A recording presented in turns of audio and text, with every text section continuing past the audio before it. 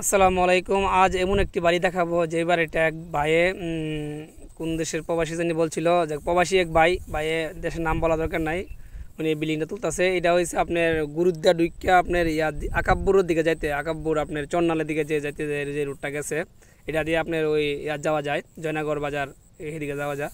তো দেখেন রাস্তার পাশে আশেপাশে কিন্তু বাড়িঘর নাই, কিন্তু ভাই কত সুন্দর করে সাজাতেছে একটা বাড়ি।